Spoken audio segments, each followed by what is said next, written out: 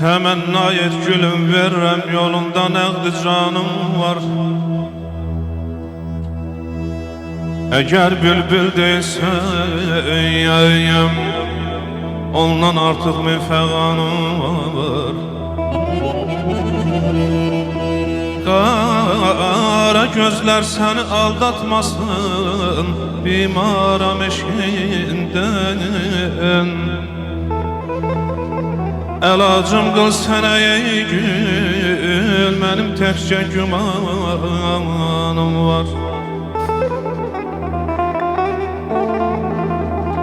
Qəbul etsən yolunda canımı, yüz yol fəda qılam. Əsir eşqinəyəm, sənsiz bu aləmdə xəzan var.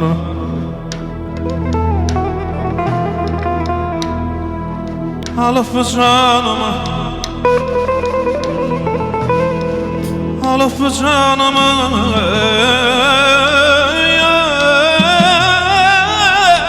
ya bir dəfəlik qurtar əziyyətdən.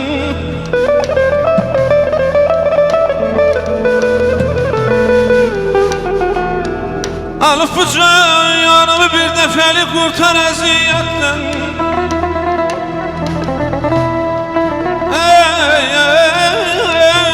Ey baxılsa könlümə, eşqinlər min sirri nihanım var.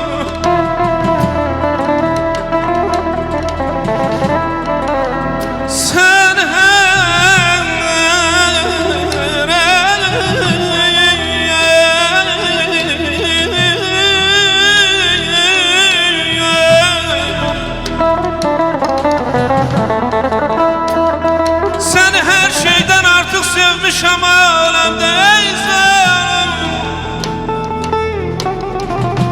Qəza gəlsin də qaçmaqla eşqinlə təvanım var. Mən hər bir vəfaya vahidəm. Mən hər bir vəfaya vahidəm. Tutma beraber kim, mənim də eşq mülkündə əzizim.